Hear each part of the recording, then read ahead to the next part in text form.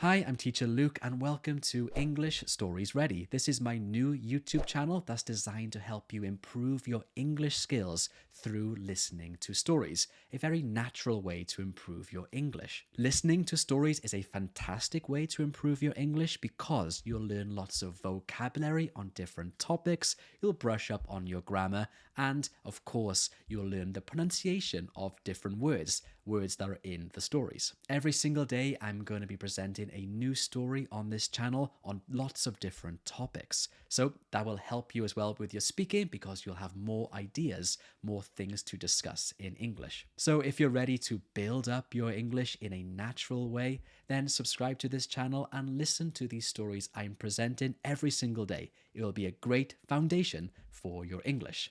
Okay, let's go right to story number 1 in my first video. How to live your best life.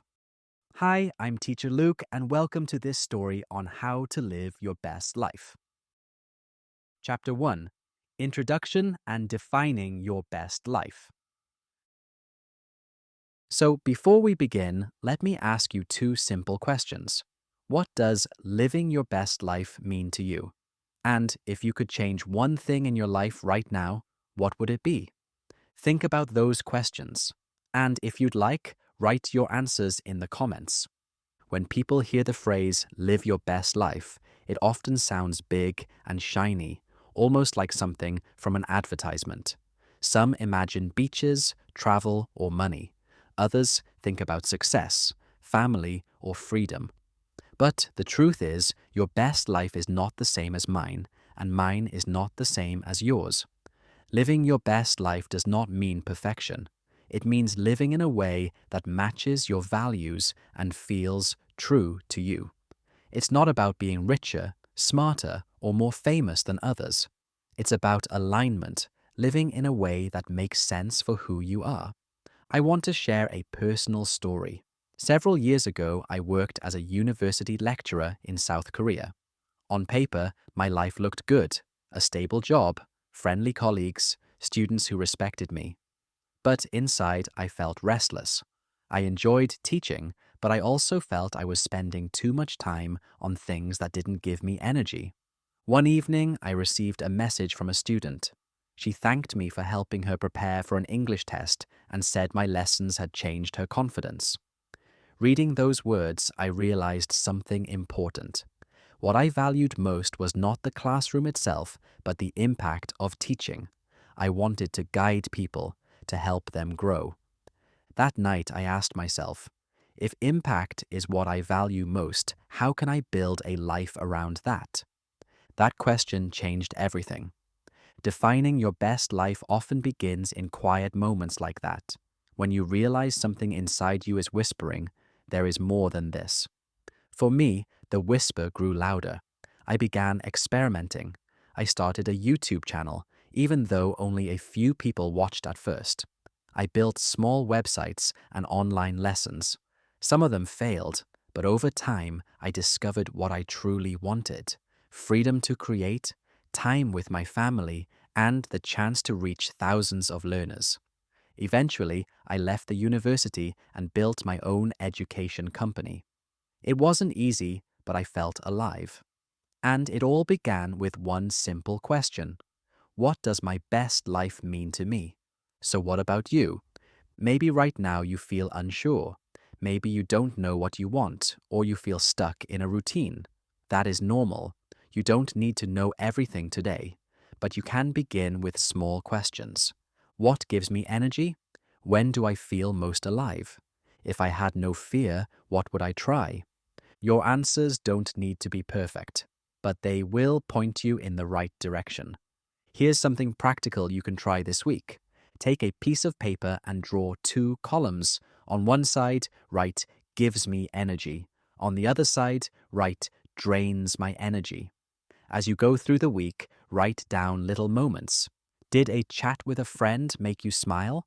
Put it in the first column. Did scrolling on your phone leave you tired?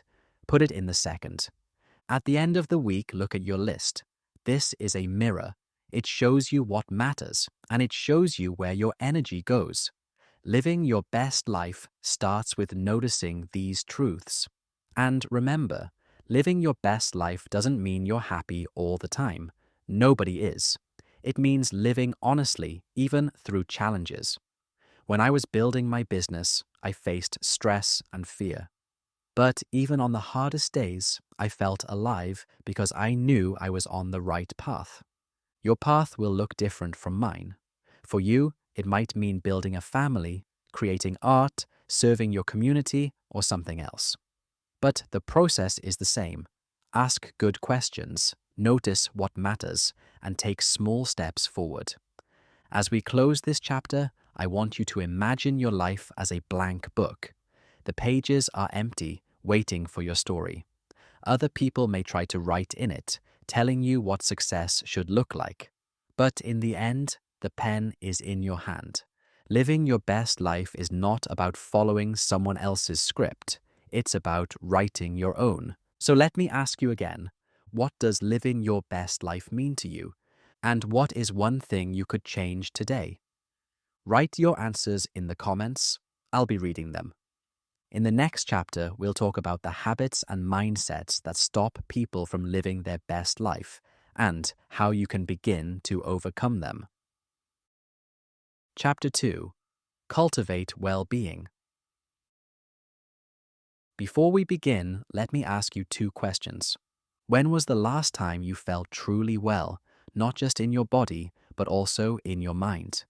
And what is one simple thing you do to take care of yourself each week? Think about your answers, and if you'd like, share them in the comments. I'd love to know. When we talk about living your best life, we cannot ignore one foundation: well-being. You can have goals, dreams, or even success, but without well-being, none of them feel complete. Think about it. If you are constantly tired, stressed, or unhappy, it doesn't matter how much money you make or how many achievements you collect. You won't feel that your life is truly your best. So, what is well-being?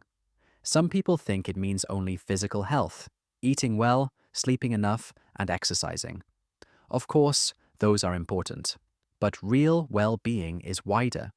It is the balance between your body, your mind, and your emotions. It's how you take care of yourself so you can live with energy, peace, and clarity. I want to tell you a story from my own life. A few years ago, when I was building my education business, I was working almost non-stop. I would wake up early, open my laptop, and sometimes sit at my desk for 10 or 12 hours a day. I thought I was being productive. I thought I was moving toward my dream. But slowly, I began to notice something. I was always tired. My back hurt. My mood was heavy. Even when I achieved something, like finishing a new course or gaining more students, the happiness lasted only a moment before the stress returned. One evening, my daughter came into my office while I was typing. She wanted me to play with her, but I told her I was too busy. I'll never forget the look of disappointment on her face. After she left, I sat there and realized something shocking. In the name of building my best life, I was actually damaging it. I was damaging my health, my peace of mind, and even my family connections. That night, I promised myself to make a change. I didn't want a life where success came at the cost of my well-being. From that point, I began experimenting with small habits to take care of myself. At first, it was as simple as taking a walk outside each morning before I started work. Then, I made rules about when to close my laptop and spend time with my family. I started exercising again, not to look better, but to feel stronger and more balanced. Slowly, I felt energy returning. My thoughts became clearer, and my stress became lighter. What I learned is this: well-being is not a luxury. It is not something extra for people with free time. It is the base that holds everything else in your life. Without it, you cannot live fully. Now, let's talk about what cultivating well-being can look like for you.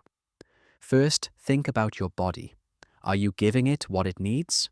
Sleep, food, and movement are basic, but they are powerful. If you sleep poorly, your energy drops. If you eat badly, your mood suffers. If you never move your body, stress builds up. You don't need to be perfect, and you don't need to follow a strict diet or gym plan. But small, consistent actions, like walking 20 minutes a day, drinking more water, or choosing healthier meals, can make a big difference. Second, think about your mind. Do you give yourself moments of rest? In our modern world, the mind is often overloaded. Too many emails, too much social media, too much information. To care for your mind, you need breaks. That might mean reading a book, listening to calming music, practicing deep breathing, or simply sitting quietly. Even 5 minutes of silence can help reset your brain. Third, think about your emotions. How do you process them? Many of us try to hide or ignore feelings like sadness, anger, or fear. But ignoring them does not make them disappear. Instead, they grow inside us. Cultivating emotional well-being means allowing yourself to feel, talk, and share. It might mean writing in a journal, speaking to a friend, or even asking for professional support. Let's be practical. Here are a few simple habits you can try to build well-being into your daily life. Morning movement. Before you open your phone or computer, move your body for 5 minutes. Stretch, walk, or do light exercise. This sets your energy for the day. Digital breaks. Choose 1 hour each day when you turn off your devices. Let your mind rest from constant notifications. Gratitude practice. Each evening, write down 3 small things you are grateful for. It shifts your emotions toward positivity. Family or friend time. Schedule regular moments with people who make you feel supported and loved.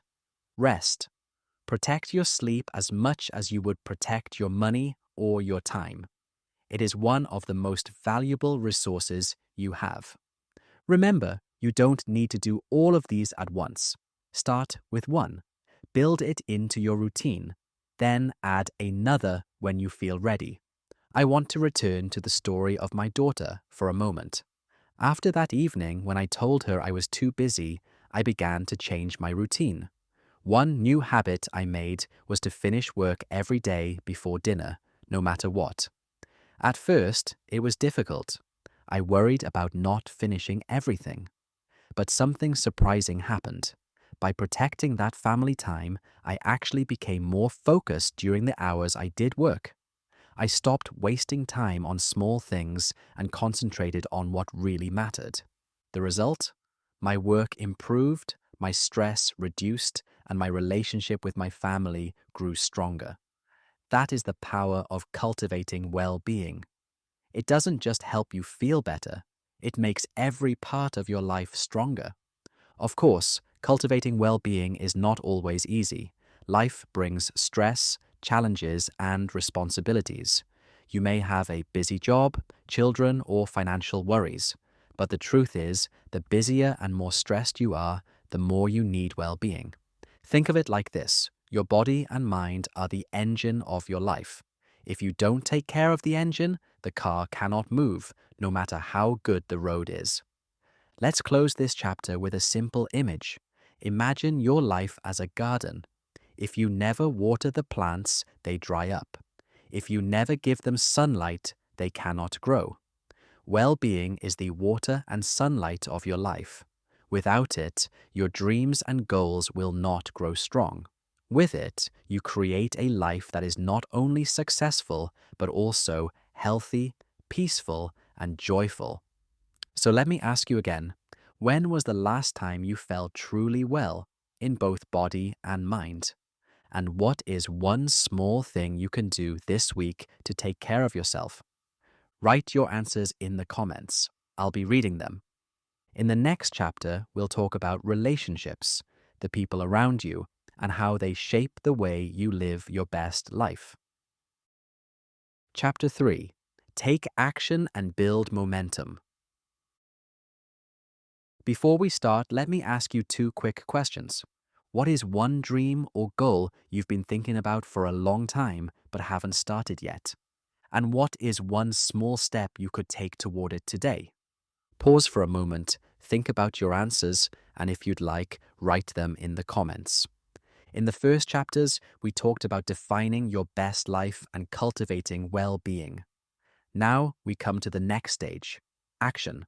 Dreams, ideas, and plans are important, but without action, they remain only thoughts.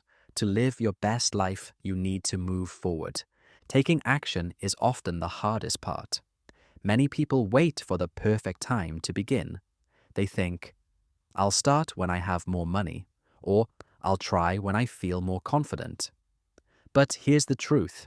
There is no perfect time. The perfect time is now. When you take action, something powerful happens. You create momentum. Momentum is the feeling of movement that carries you forward. Think about pushing a bicycle.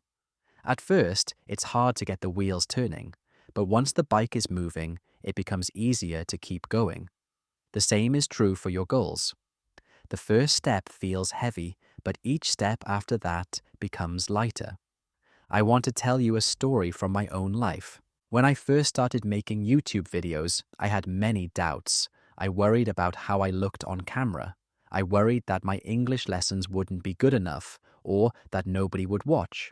For weeks, I kept planning, writing, and preparing, but I didn't publish anything. I wanted everything to be perfect before I began. One day, I finally decided, enough waiting. I recorded a short lesson on test preparation, even though the video quality wasn't great. My voice sounded nervous. I uploaded it anyway. And something surprising happened. People watched. A few left comments. One person even wrote, "This was so helpful. Please make more." That one comment gave me the courage to make another video, then another. Looking back, I realized that if I had waited for everything to be perfect, I would never have started. What created momentum was not the perfect plan, but the imperfect action. So, how do you take action toward your own best life? Let's talk about two practical tools: SMART goals and small, consistent steps. First, SMART goals. SMART is an acronym. It stands for specific. Your goal should be clear, not vague. Instead of saying, I want to be healthier, say, I want to walk 20 minutes every day. Measurable. You need a way to track progress. For example, I will read 10 pages of a book each night. Achievable. Your goal should be realistic. Don't set a goal to run a marathon next week if you haven't trained at all. Start with something you can actually do. Relevant. Your goal should connect to your bigger vision. If your dream is to become a teacher, then practicing public speaking is relevant. Learning to play the trumpet might be fun, but it doesn't support that goal. Time-bound, give your goal a deadline. For example, I will finish writing my essay by Friday. A time limit creates focus. When your goals are SMART, they become easier to follow and harder to ignore. The second tool is small, consistent steps. Many people fail because they set goals that are too big, too fast. They start strong, but after a week, they feel tired and give up. Real success comes from small actions repeated again and again. Think about learning English. You don't improve in one day by studying for 8 hours. You improve by practicing a little every day. Listening, reading, speaking, writing. Small steps, repeated, create big results. This is true for any area of life. If you want to write a book, start with 1 page a day. If you want to exercise, start with 10 minutes. If you want to save money, start by saving just a small amount each week. The key is consistency. Here's a practical exercise you can try right now. Choose one goal that matters to you. Make it into a SMART goal.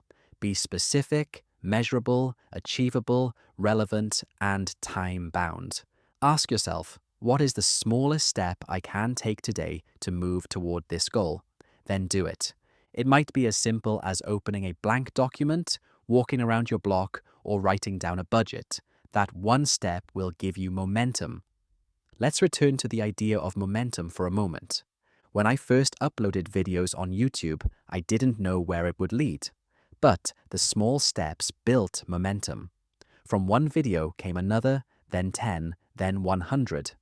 Over time, my channel grew to thousands and then hundreds of thousands of learners. But it all began with one imperfect action. This is the secret. Once you start, the path becomes clearer. The steps you take reveal the next steps, but if you never begin, you will never know. Of course, action is not always easy. You will face obstacles, fear of failure, lack of time, or even the opinions of others. Some people will say, "That's not possible," or "You can't do that." You might even say those words to yourself. Here's what I've learned. Courage does not mean you have no fear.